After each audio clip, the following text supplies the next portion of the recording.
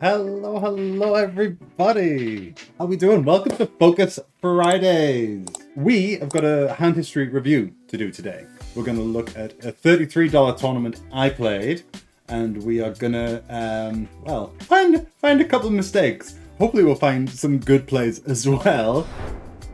One thing I want to say, these are good done with other people, because humans are terrible at finding their own mistakes. And I'm looking at my own tournament review here. And humans don't like admitting when they're wrong. This game is really complicated, and we are wrong a lot. I make a mistake in the very first hand. So, we've got a decision straight away. First hand of the tournament, we are 165 big blinds deep.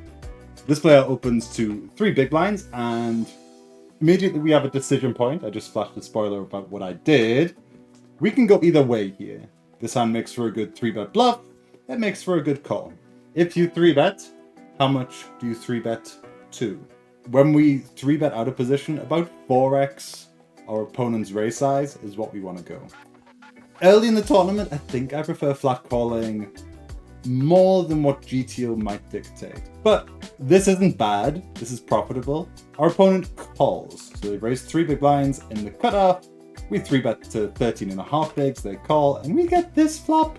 And it's a little bit scary to begin with, right? We've got an overcard, we've got a gut shot straight draw.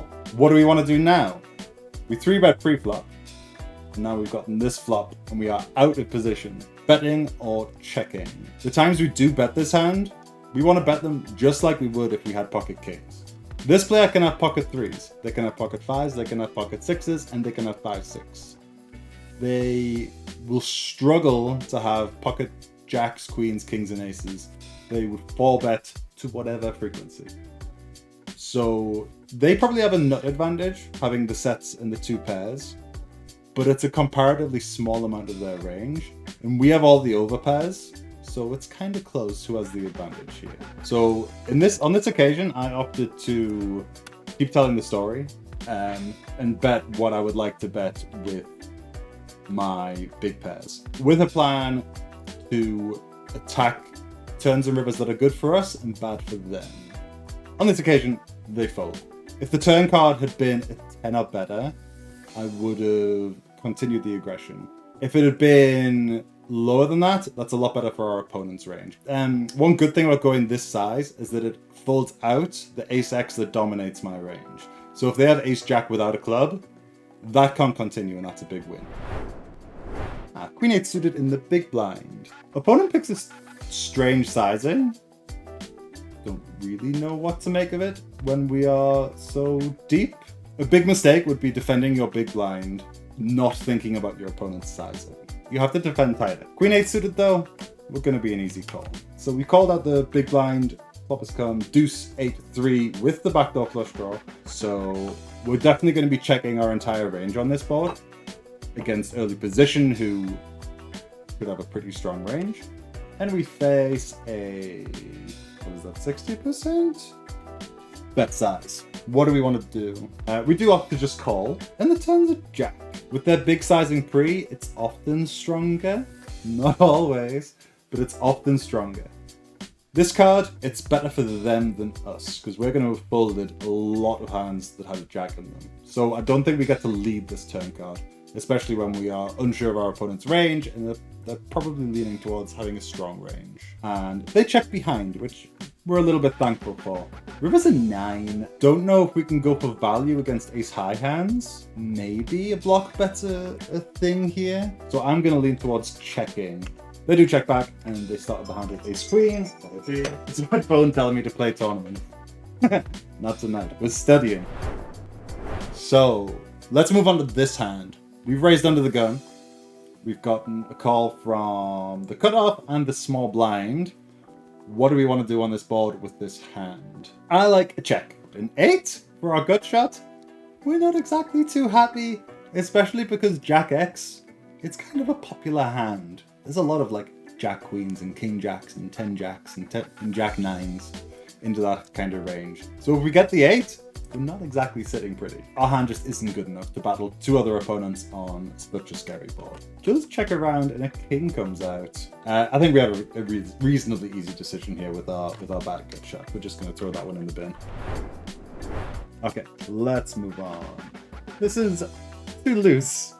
I did say there'd be mistakes, so don't yell at me too much. So we have raised. So we might get into a tricky situation here. We are in a, this is ugly because the button calling is the worst thing to happen because they have position on us. There's a little bit of street poker going on here. So I decide to pounce on this. I think this is just such nonsense so often. And this is just never a strong hand. We can get away with being aggressive. Also, this range probably isn't the really, really good hands. I think this is nonsense. I think this is very bluffable, and I think this is nonsense. So that's why I clicked the buttons that I clicked. We get that fold, the strange razor calls, and we get this fold. So this isn't the worst thing in the world, because we have position, and there's this much dead money in the pot. It's not the most ideal hand to do it with. Well, it's going to be hard to check and win. So we did go for another bet, representing all of the big strong hands that we would have 4-bet. They call, and it might be time to give up, but I remember I didn't. I went for another bet with the intention of jamming. I do think that recreational players call flops a lot and fold turns a lot. So I think there's definitely something to be said for double barreling. Pocket nines here. So we've called. The big blind's called. And we get this flop. I definitely like checking because we're out of position against early position who could be quite strong. So let's check. This player checks and this player bets. If this 10 was an ace, I would probably just fold. As it stands, I'm gonna call. I'm not loving life because the big blind's out there as well. Pocket nines, especially with the 9 of hearts, I'm gonna call. Big blind calls as well, and look what we get on the turn. So the turn comes at 9. If I knew my opponents, I might exploitatively lead here. If I thought my opponents were way too passive, I would bet to stop them checking with 2 hearts or jack queen or whatever. The big blind bets a 7th pot. Under the gun raises to 9 big blinds. We turned a set of 9s, and this is just wonderful news. I think now's the good time to get the money. So I want to go for a raise now. I did this, and when I looked at this earlier, I thought this looks so strong. There's a lot of rivers that can kill our action. Like 8s are bad, jacks are bad, queens aren't great, kings aren't great, hearts are bad, 6s, 7s, 8s are all various levels of bad. We don't have the nuts on the river very often. All those cards I mentioned make our hand not the nuts. In fact, 2s, 3s, 6s, 7s, 8s, jacks, queens, kings, aces, heart. Any of those cards means we don't have the nuts anymore. Or it changes what the nuts is. This player then shovels all the money in. This player then shovels all the money in. I'm going to shovel all the money in. And we get an absolute gin situation. These are the revealed hands. When this player bet 3 into 20 big blinds, when I see this, it is overwhelmingly draws that want a cheap river. Or mid-strength hands that want a cheap river. So I was really surprised to see someone who's completely random to me have some balance and actually have an absolutely bladed hand. Everyone, this is Darwin. He's one of my 2 boys. And we can stop talking about cards now because the real star of the show is here.